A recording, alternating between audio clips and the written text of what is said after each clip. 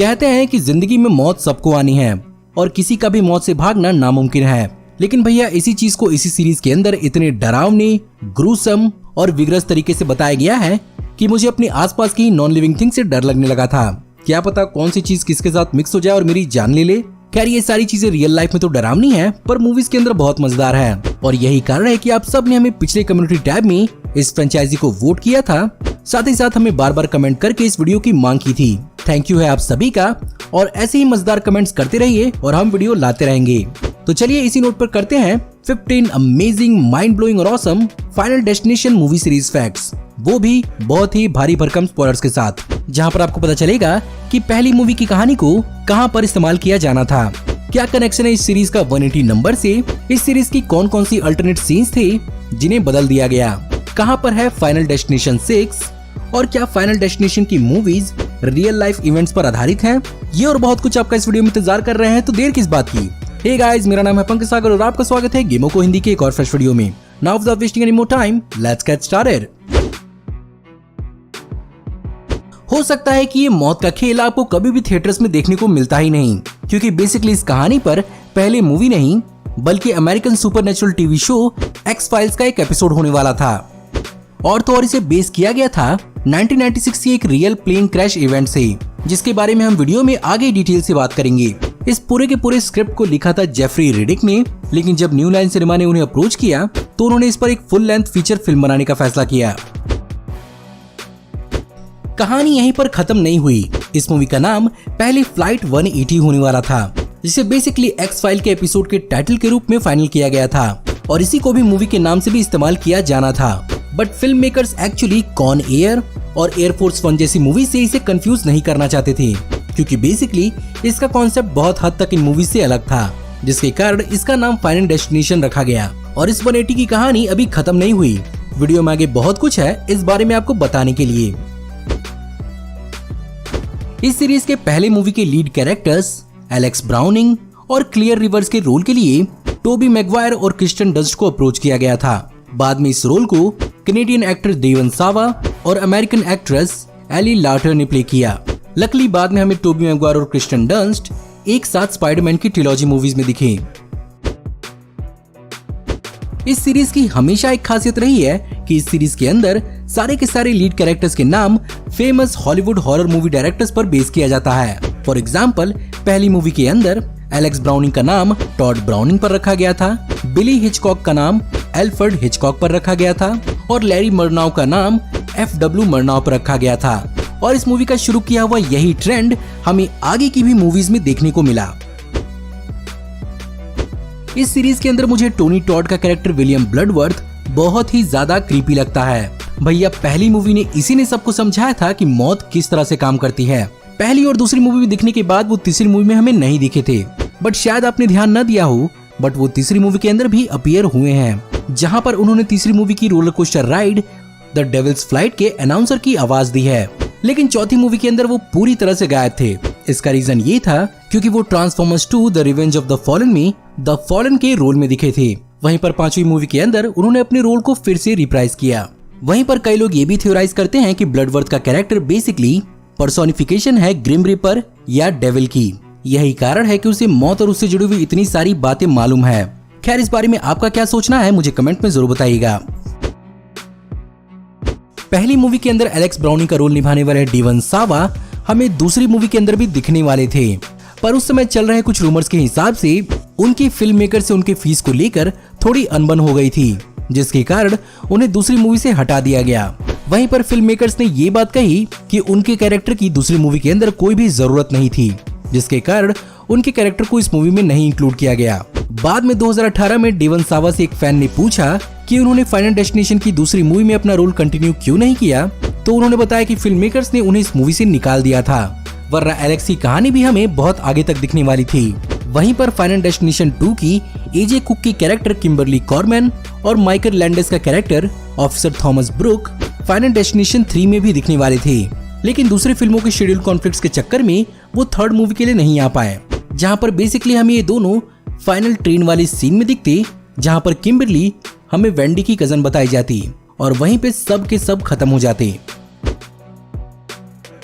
इस सीरीज के अंदर आपको कुछ कैरेक्टर्स बहुत ही अलग ढंग से दिखने वाले थे, जैसे कि फाइनल डेस्टिनेशन 2 मूवी में जेम्स कर्क द्वारा प्ले किया हुआ टिम कारपेंटर बेसिकली एक 9 साल का लड़का होने वाला था, लेकिन वार्नर ब्रोस इस चीज के लिए नहीं माना। उनके हिसाब से स्क्रीन पर एक छोटे बच्चे की मौत दिखाना बहुत ही ज्यादा दर्दनाक हो सकता है और ऑब्वियसली उन्हें सेंसरशिप का सामना करना पड़ सकता है, जिसके कारण उन्होंने इस आइडिया को चेंज करके टिम को 15 साल का दिखाया। वहीं पर तीसरी मूवी के अंदर क्रिस लैम्के का कैरेक्टर इयन मैकिनली एक फीमेल होने वाली थी, जो बेसिकली अपने बॉयफ्रेंड से थ्रू आउट द मूवी पीछा छुड़ाते हुए दिखती। वहीं पर एरिक्स जॉनसन की कैरेक्टर एरिन अल्मर बेसिकली एक मेल कैरेक्टर होने वाला था, पर इन दोनों कैरेक्टर्स का जेंडर इस मूवी के अंदर स्वैप कर दिया गया। अब चलिए बात करते हैं फाइनल डेस्टिनेशन की कुछ सीन्स के बारे में कि इन्हें किस तरह से और कैसे शूट किया गया था। तो सबसे पहले फाइनल डेस्टिनेशन 1 के प्लेन वाले सीन को शूट करने के लिए एक प्लेन का सेट एक मूविंग गिम्बल के ऊपर बेस किया गया था, जिसकी वजह से हमें प्लेन के अंदर हलचल दिखाई जा पाई। वहीं पर सेकंड मूवी के पायलट एक्सीडेंट वाले सीन के लिए कई सारी कार्स का एक्सीडेंट कराया गया, साथ ही साथ इस सीन के लिए कई सारे एक्सप्लोजन्स का भी इस्तेमाल किया गया। इसके अलावा इस सीन के लिए पहले रियल लकड़ियों का इस्तेमाल करना था, बट वो लकड़ियां ठीक से बाउंस नहीं कर रही थीं, जिसके कारण CGI लकड़ियों का इस्तेमाल किया गया। और यही कारण है कि ये chaos legendary American film director Quentin Tarantino को काफी पसंद आया। वहीं पर इस सीन को 2003 के बेस्ट एक्शन सीक्वेंस के लिए MTV अवार्ड्स के लिए भी नॉमिनेट किया गया था। वहीं पर तीसरी मूवी के रोलर कोस्टर वाले सीन के लिए वैंकूवर कनाडा के प्लेलैंड के कॉर्कस्क्रू राइड का इस्तेमाल किया गया, जहां पर इस सीन को शूट करने के लिए काश को तकरीबन 26 बार इस राइड पर बैठना पड़ा। वहीं पर चौथी मूवी का रेस ट्रैक वाला एक्सीडेंट वाला सीन अमेरिका के इर्विंगटन एलिबामा की मोबाइल इंटरनेशनल स्पीडवे पे किया गया है, जिसे मूवी में मैकेनली स्पीडवे बताया जाता है। वहीं पर पांचवी मूवी के अंदर ब्रिज कोलैप्स सीन से पहले एक वाटर पार्क एक्सीडेंट सीन दिखाना था, बट उस आइडिया को रिजेक्ट करके इसी आइडिया को फाइनल किया गया, जहां पर दोनों CGI और प्रैक्टिकल एलिमेंट्स दोनों का इस्तेमाल हुआ, जहां पर पुल को भी पहली मूवी की तरह ही मूविंग गिम्बल पर सेट किया गया था और बाकी के एलिमेंट्स को CGI की मदद से दिखाया गया है।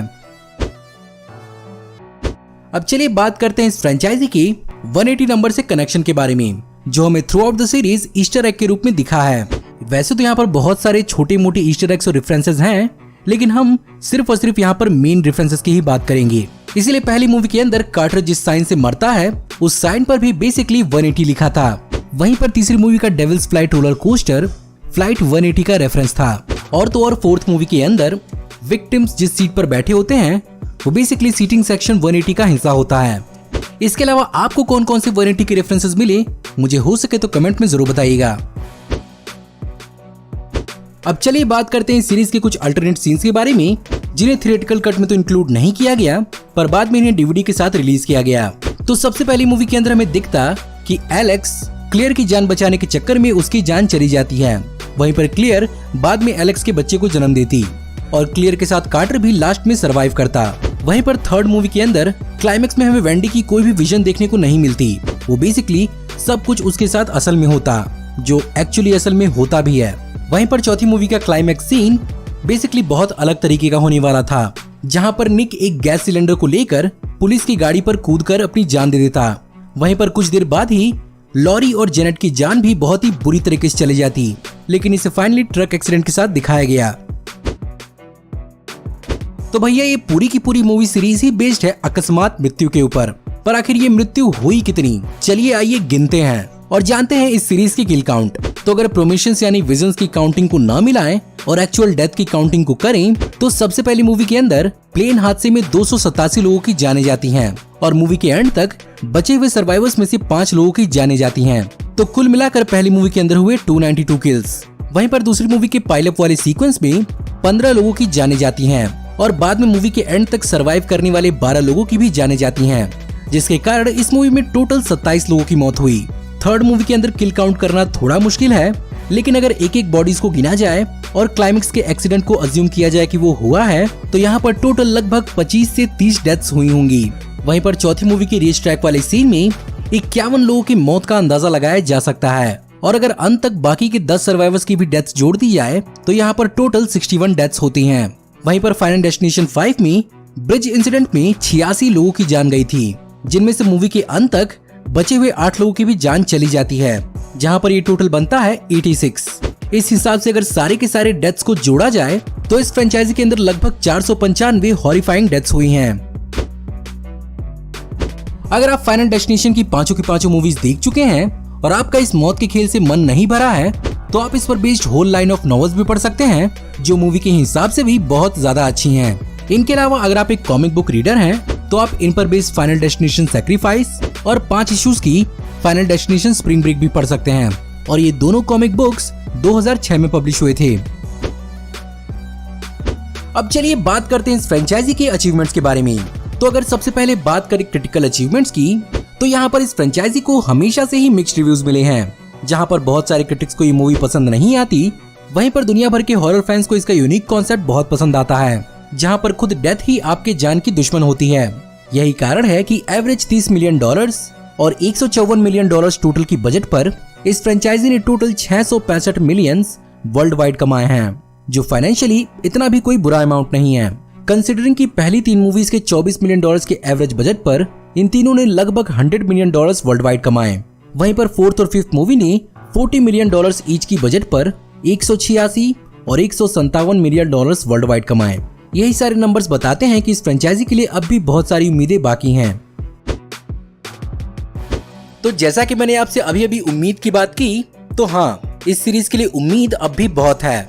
एक्चुअली फाइनल डेस्टिनेशन की प्रोड्यूसर क्रेग पेरी इस फ्रेंचाइजी को एक बार फिर से रिबूट करना चाहते हैं, जहां पर उनकी बात राइटर पैट्रिक मेल्टन और मार्कस डंस्टन से हो रही है, जहां पर वो basically fire department, police department और इमरजेंसी सर्विसेज के ऑफिसर्स की कहानी पर काम करना चाहते हैं, जहां पर वो ये मानते हैं कि कॉन्सेप्ट इतना ज्यादा बेहतरीन है कि इसके साथ हर तरह के एक्सपेरिमेंट किए जा सकते हैं। और भैया हम भी एक्सपेरिमेंट देखने के लिए 2011 से ही बेचैन हैं। और फिलहाल उनकी बात जेफरी रिडिक से भी हो रही है। अब देखना यही होगा कि ये बातचीत आखिर मूवी में कब बदलती है।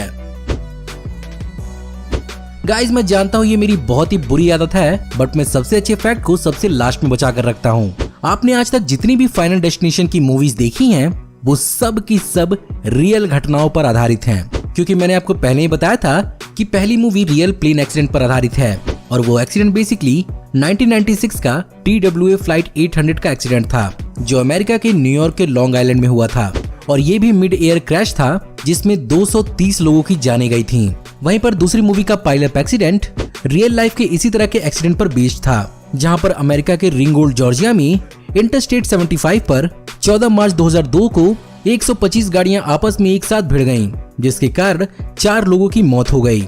वहीं पर तीसरी मूवी एक स्टैंडअलोन सीक्वल थी जो ऑफिशियली किसी पर बेस्ड नहीं थी। वहीं पर चौथी मूवी 1955 के ले मांस स्पीडवे डिजास्टर पर बेस्ड थी, जहां पर बेसिकली एक रेस ट्रैक पर कई सारी कार्स का कल्यूजन हुआ था, और इसी में कई सारे गाड़ियों के पार्ट्स उड़कर पब्लिक में बैठे ऑडियंस के ऊपर गिरे, जिसने 120 लोगों को घायल किया और 84 लोगों की जान ली।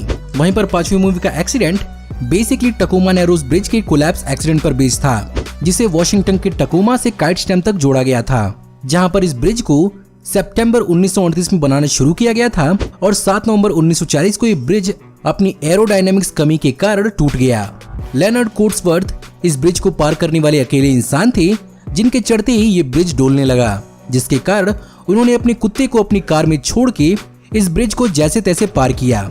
इस एक्सीडेंट पे उनकी कार के साथ उनका कुत्ता भी पानी के अंदर चला गया, जिसके कारण उन्हें उस समय $450 का हर्जाना भुगता गया, और इसे दुनिया भर के सिविल इंजीनियर्स को इंजीनियरिंग के सबसे बुरे एग्जाम्पल की केस स्टडी के रूप में पढ़ाया जाता है। तो गाइस ये थे 15 अमेजिंग, माइंड ब्लोइंग और awesome final destination movie series fact. अगर आपको ये वीडियो पसंद आई हो तो इस वीडियो को लाइक जरूर करिएगा। मुझे कमेंट में बताइएगा कि आपको इस वीडियो में बताए हुए कौन कौन से फैक्ट बहुत ज्यादा पसंद आए। मुझे इस मूवी सीरीज से जुड़े हुए रियल इंसिडेंट्स के बारे में जानकर बहुत हैरानी हुई, जिन पर इन मूवीज को मॉडल किया गया है। वैसे अगर आपको इन फैक्ट के अलावा भी कोई और फैक्ट मालूम है इस सीरीज से जुड़ा हुआ, तो मुझे कमेंट में जरूर बताइएगा। हमारी ऐसी आने वाली ऑसम वीडियोस को देखते रहने के लिए हमारे चैनल को सब्सक्राइब करिए, बेल वाले आइकन को दबाइए, और हमारी वीडियोस को बिना मिस किए एंजॉय करते रहिए। और अगर आप चाहें तो इस वीडियो के लिंक को अपने दोस्तों और ग्रुप्स के बीच में जितना हो सके उतना शेयर करें। Thank you for watching. See you in the next video. Till then take care, good bye.